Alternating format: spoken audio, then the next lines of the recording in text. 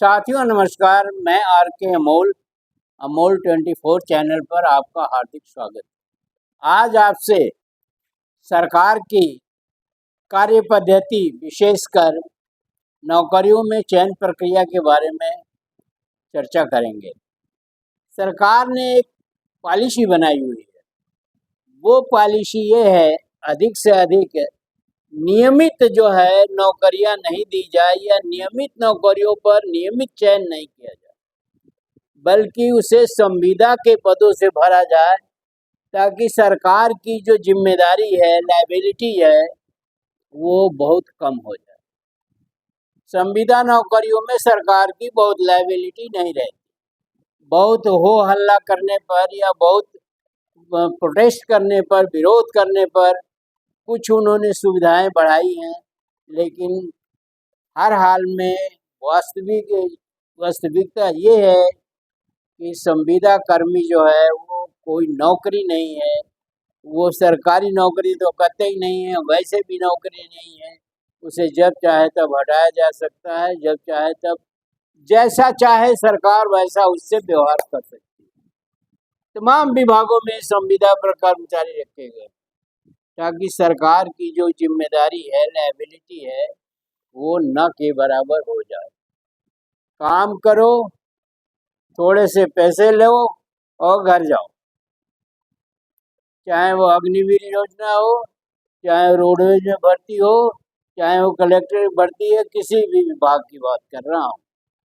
ऐसे ही रोडवेज विभाग में निधि शर्मा जो याचिका करता है, उनके पिताजी की मृत्यु 13 अगस्त 2006 को हुई थी और अनुकंपा के आधार पर उनकी नियुक्ति जो है रोडवेज विभाग में होनी थी, लेकिन उन्होंने किसी कारणवश 5 साल बाद आवेदन किया अनुकंपा के लिए, जिस पर विभाग ने उनको इस आधार पर रिजेक्ट कर दिया कि काफ़ी देर हो चुकी है।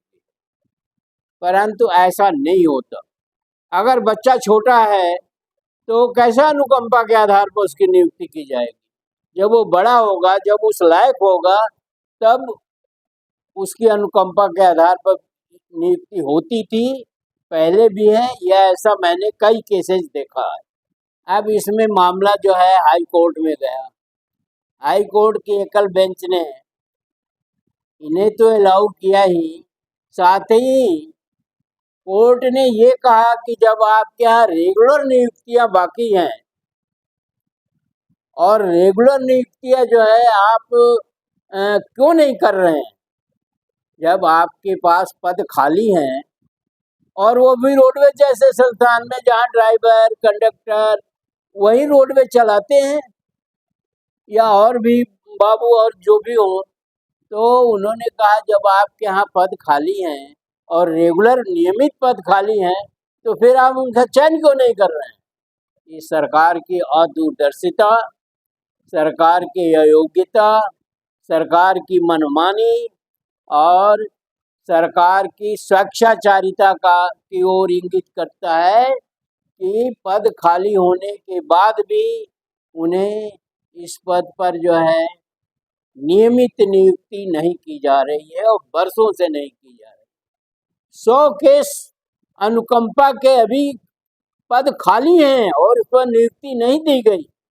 ये भी याचिका में था कि इनको खारिज किया जाए, फिर जब मेरा खारिज किया जाए तो इनको भी खारिज किया जाए।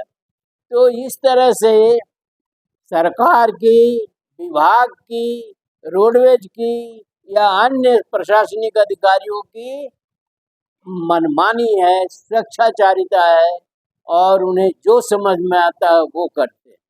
यह एक शक्तिशाली सरकार है और इसे जनता से कुछ लेना देना नहीं है और इन जनता की समस्याएं, इनकी कोई समस्या नहीं। मनमाना, स्वेच्छाचारिता। जब रेगुलर पद खाली है तो कोर्ट कह रहा है कि रेगुलर पद खाली है तो आप भर्ती क्यों नहीं करते? तो इस तरह की स्थिति है। इस तरह की स्थिति तमाम अन्य विभागों में है। लाखों पद खाली हैं, लेकिन सरकार लोग किसी पद पर भर्ती नहीं कर रही है। जैसे 69,500 शिक्षकों की भर्ती में रिजर्वेशन का ध्यान ही नहीं दिया गया। रिजर्वेशन के पदों पर जो है सामान्य पदों से भर दिया गया, उसका आज तक फैसला नहीं हुआ। कोर्ट के निर्णय के बावजूद फैसला नहीं हुआ। सरकार पूरी तरह से अहंकारी और निरंकुश है, स्वेच्छाचारिता है। सरकार को किसी चीज की कोई परवाह नहीं है, चाहे कोर्ट कहे, चाहे पब्लिक कहे, चाहे कुछ कहे। लोगों का यहाँ तक कहना है कि ये आरक्षण नहीं देना चाहते हैं, इसलिए सरकारी पदों पर भर्ती नहीं कर रहे हैं और संविदा के पदों से काम चला रहे हैं।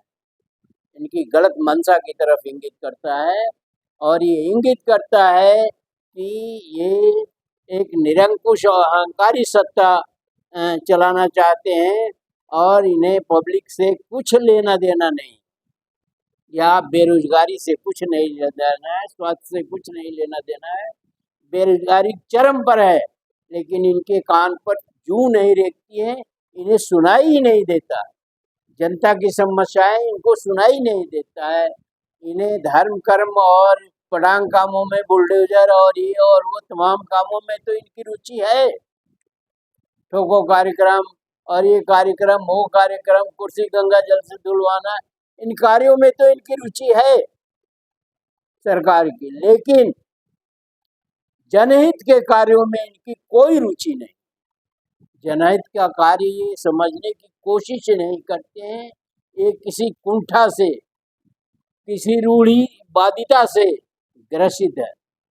अब ऐसी स्थिति में देखना है कि सरकार जो है कोर्ट के आदेश का पालन करती है, नहीं करती है, क्या करती है, और आगे देखिए क्या होता है।